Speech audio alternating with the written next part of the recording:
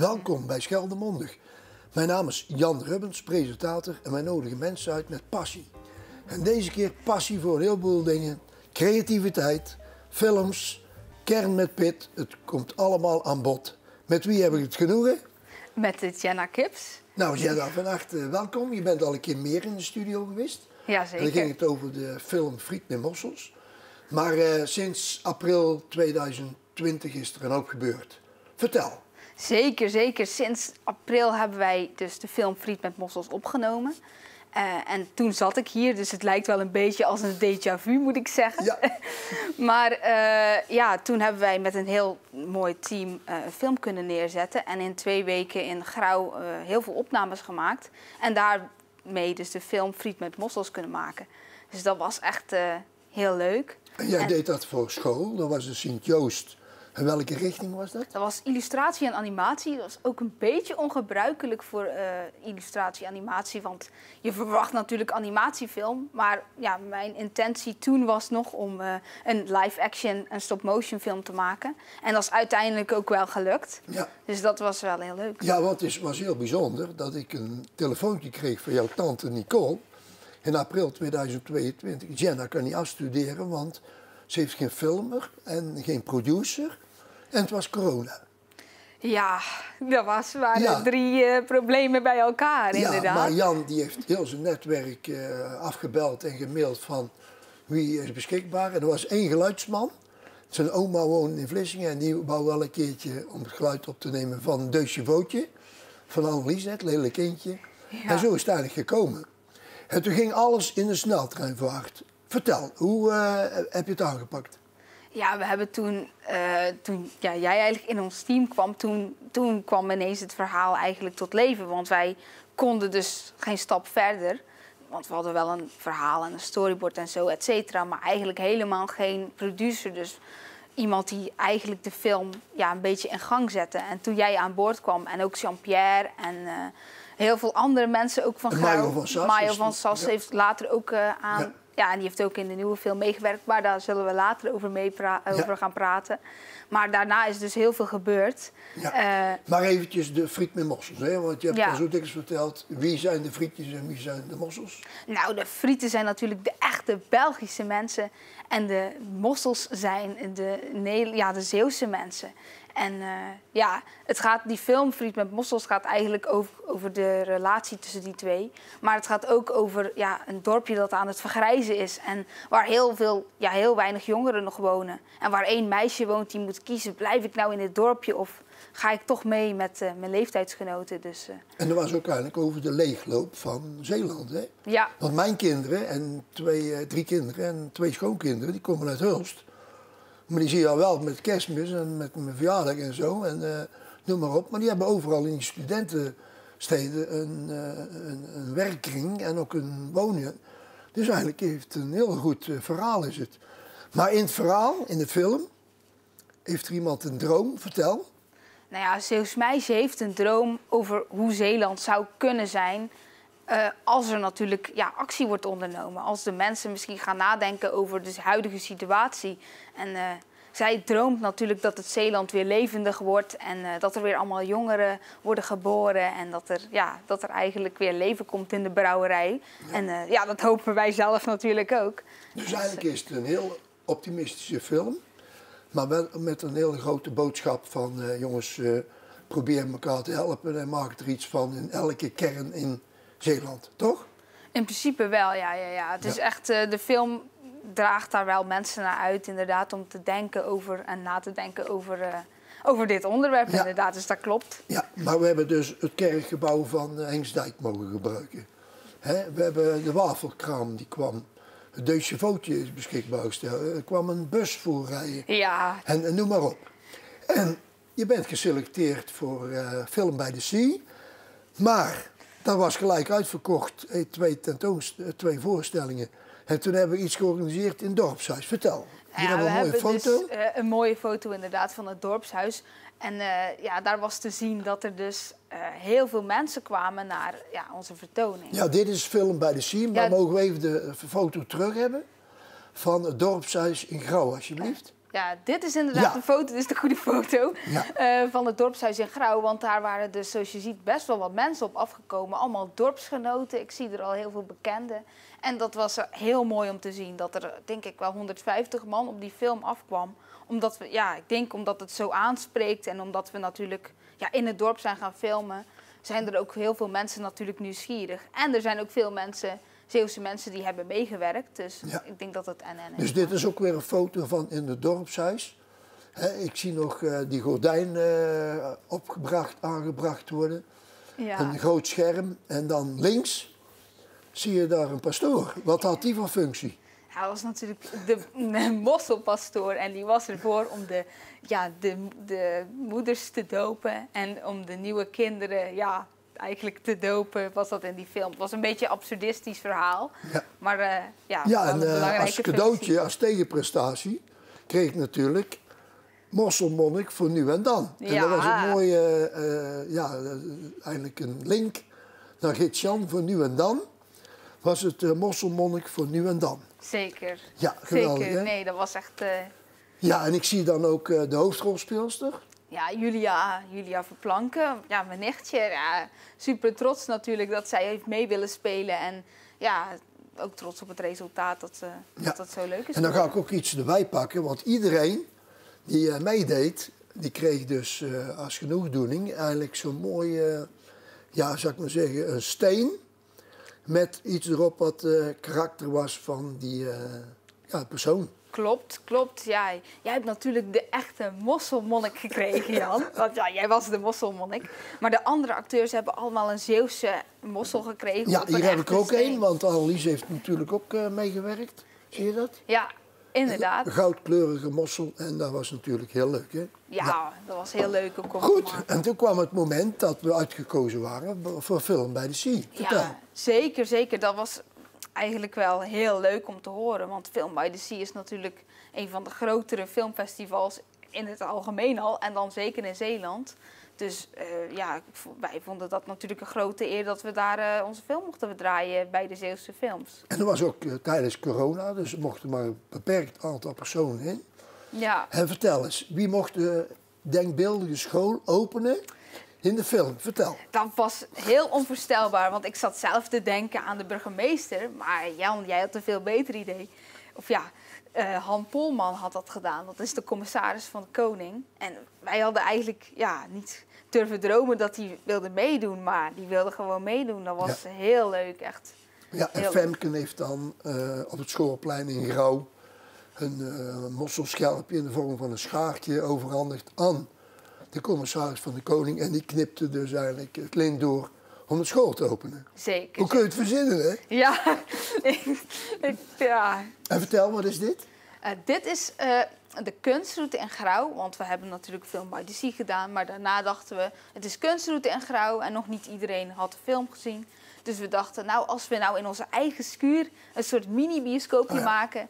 En daar dan de friet met mossels laten zien op onze boerderij. En dat was ook succesvol. Daar kwamen ook wat mensen op af. En dan bovendien ben je nog voor verschillende festivals geselecteerd, hè? Ja, ook voor een festival in Middelburg. En we mochten ook draaien in het museum in Scheveningen. En dat was ook wel een heel leuk verhaal. Want en dat was een project van 2 Leidse studenten van de universiteit. Vertel. Jazeker, die deden een filmtentoonstelling of een vertoning over films die te maken hebben met zee of met water of daar. En ze hebben, ik weet niet, onze film voorbij zien komen. En ze dachten, dat is nou een film voor ons idee. Ja, prima. Dus dat was prima. Dat ja. was heel zeg, leuk. en je hebt nog meer festivals. Heb je de film laten draaien? Ja, ik moet even denken. Deze film in ieder geval, ik denk dat dat wel het meeste was. Ja, Middelburg hebben we ook dan gedaan. Middelburg ook, hè? Ja, die ook. En dat was tenminste... En natuurlijk in Brutsterdam ook al. Ja. Maar dat was daarna. Want behalve dus dat je de bachelor gedaan hebt op Sint-Joost, heb je ook je master nog gedaan met een nieuwe film. Vertel. Zeker. Na 4 jaar studeren dacht ik van, ik wil mezelf ook nog verdiepen in animatie. Want Friet met Mossels was heel leuk en er zat al een beetje animatie in. Maar ik dacht, het kan nog verder uitgediept worden. Want die combinatie tussen live action en stop motion, die sprak me heel erg aan. Maar daar had ik nog wel een extra jaar voor nodig om daar nog meer oog op te krijgen. Dus ja, toen kwam eindigde het jaar weer. En dacht ik van, oh, ik mag weer een nieuwe film maken, heel leuk. En toen ging ik natuurlijk weer naar de kernleden van het team van Friet met Mossels. Natuurlijk naar jou, Jan, naar Jean-Pierre, die toen ook heeft gefilmd. En bij Pressure, dus de nieuwe film, ook weer. Mayo van Sas, ook als producer. En natuurlijk ook familieleden. En waar gaat de film Pressure over? Pressure is een film over de druk van het schoolsysteem. En het gaat over een meisje en die ervaart superveel druk van school en van de leraar om te presteren. En dan ontploft ze van de stress. Ja. Dus. En dat de hoofdrol is ook weer voor Julia weggelegd. Ja, Julia heeft de hoofdrol. En ik heb gesolliciteerd als docent, maar zei Jan, ik heb een ander idee, vertel. Nou, de docent moet natuurlijk bij het schoolsysteem horen en is daarom gemaakt uit schoolspullen. En dat zie Kun je het even bijpakken, bij voorzichtig? dit hoofd. Kijk, we zien het hier ook op de foto. Ja, zeker, zeker. Dat is ook een schreeuw van die docent. Ja. Maar dit is, dat is eigenlijk gemaakt van papier uit schriften, uit een geodriehoek, uit paperclips, puntenslijpers, krijtjes, alles wat een beetje. Ja, ik vind het zo mooi dat je verzonnen hebt dat die tanden van krijtjes gemaakt zijn, hè? Ja, dank je. Ja. Dat past ook echt bij dit karakter. En dit karakter is ook geanimeerd. Dus Mooi. dank je. Zeg, en hoe is het dan verder met Pressure gegaan? Ik heb ook gehoord dat je wat sponsors gekregen hebt. Ja, zeker. Ja, zeker. Dat is... ik moet even mijn microfoontje opdoen. Ja. Ja, dus... dus de visboer, Schoot, de Murre, Kaasboer, Albertijn, die hebben allemaal... andere mensen hebben gesponsord. En zo ben je 2 dagen gaan filmen in het Reinhard College van Hulst. Ja, zeker. Wij mochten filmen op de Gildenstraat in het scheikundelokaal. Het was een heel mooi lokaal. Paste qua kleurenpalet ook nog goed bij de docent. Dus dat was echt net of het ervoor gemaakt was. Ja. Het was toen die dag 40 graden. Ja. Dus wij smolten allemaal. Dus en geen airco, hè? Nee, in de Gildenstraat. Geen airco. Zo, dat was echt bakken. Ja. Ik dacht van, ik hoef die kinderen straks niet meer te laten smelten. Want in de film smelten de kinderen ook. Maar ik dacht straks, dat scheelt weer een heleboel werk als ik dat niet meer hoef te doen. Maar ja, de kinderen die het hebben gespeeld, hebben zo goed doorgezet. Want het was echt heel warm. Ja. En ze bleven goed geconcentreerd, ondanks het wachten natuurlijk. Ja. Want film maken kost heel veel tijd. Ja, mooi. Dus, en ik merk dat hier nou een video komt. Kunnen we die even laten zien? Ja, dat is goed. Nou, vertel. Nou, dit is hoe wij stoom uit de oren van de kinderen hebben laten komen. Dus we hebben een stoomrookmachine gemaakt en gepakt en dan die achter Julia gezet. En dan kreeg je dat stoomeffect. Dit filmpje zijn van de kinderen met smeltende hoofden. Dus dat is gekleide hoofden geplakt op kinderen. En wat staat die te doen? Dit zijn greenscreen acteurs en die staan eigenlijk net te doen of ze op een oog prikken en hier in een hart steken. En later heb ik hoofden daarop geplakt in After Effects. Dus dan, En ik kreeg er ook weer een cadeautje voor en daar ben ik wel heel trots op, hoor. Moet je kijken, hoor. Ja, natuurlijk voor een smeltende Jan. Ja, zeker. En dan met die stropdas? Ja. Hoe verzin je het, joh? Geweldig. Ja, het moet wel lijken natuurlijk. Ja, maar, dat is bij jou altijd, maar dat lukt goed, hoor. Nou, en je bent dus geslaagd voor je master in Den Bosch. In Den Bosch? Ja. In de oude verkadefabrieken, die hebben ze omgebouwd naar bioscoop. En dan mochten wij de première zien, hè? Jazeker, dat was heel mooi. Dat was samen met 20 andere studenten uit heel de wereld, begreep ik. Ja. En daar ben je geslaagd natuurlijk. Ja, dat was heel leuk. Ja. En het is mede dankzij ons team natuurlijk dat we deze film hebben kunnen maken. Anders was dat nooit gelukt in zo'n korte tijd. Want het was denk ik 4 maanden of zo dat we hadden. Of minder, niet lang. Dus, nou, en dan krijg je natuurlijk de première van Pressure. Ook de film Friet met Mossels hebben we daar laten zien. En ook de making-of van beide films. En hier hebben we de eerste foto van de Brutsterdam. Ja, dus we hebben de première gehouden bij Brutsterdam. Brutsterdam is eigenlijk onderdeel van Bruut Collective. En dat is een filmcollectief van filmmakers in Klingen. En die hebben dus de oude bioscoop van Hulst overgenomen. En daar konden wij dus ook ons film vertonen. En dat vonden wij, ja, dat vond ik echt een hele... Als ik goed herinner, hadden we 3 vertoningen. Ja, we hadden 3 vertoningen. En alle 3 uitverkocht, hè? Ook, ja. En dat was ook heel leuk voor beide, ja. Dat mensen kennis konden maken met Bruutserdam. Wat echt een hele mooie, goede plek is. Ook voor Zeeland en natuurlijk... En vertel eens iets over die stoelen. Die stoelen waren dus van de oude bioscoop in Hulst. De oude koning van Engeland. Waar nu dus een nieuwe koning van Engeland komt. Maar die stoelen zijn echt nog de originele stoelen. Dus dat is wel heel gaaf dat Bruutserdam, dat Casper Mols en Rutger Jan die hebben overgenomen. Rutger Jan Claire. Ja. Ja, en heel bijzonder. We zien daar Nienke van der Ploeg. Ja. Tweede van links met die rode mantel. En helemaal rechts zit iemand van Cine City. Ook, ja. Ja, Jochem Westraten en... Ja, een heel gemêleerd gezelschap, hè? Ja, heel leuk. Ja, heel leuk. Het was echt, voor herhaling vatbaar, zeg ik. Ja, dus, en er was een hele warme ontvangst. En mensen hebben er gewoon van genoten natuurlijk, hè? Zeker. Goed, dit was de laatste foto. Maar nu, ja. wat gaat er 21 januari 2023 in de abdij in de Zeeuwse bibliotheek in Willenburg gebeuren? Nou ja, Friet met Mossels, dus onze film doet ook mee aan Kern met Pit. En dan, 21 januari, is eigenlijk de finale van Zeeland. Dus wij kunnen dan winnen. Dus, ja. Maar ik begrijp al dat met totaal 6 genomineerden zijn we al uitgekozen met film Friet met Mossels. Hebben we maar al €1000 binnen, hè? Ja, dat is geweldig. Dat is al genoeg een prijs op zich natuurlijk. Ja. Wie had dat gedacht? En 21 januari weten we wie de winnaar is van die 6. En die winnaar die krijgt €1500. En die kan met die prijs naar Amersfoort dit jaar. Ik dacht ergens in juni of zo. En dan wordt de landelijke finale gehouden van Kern met Pit. Want wat is eigenlijk een Kern met Pit deelnemer?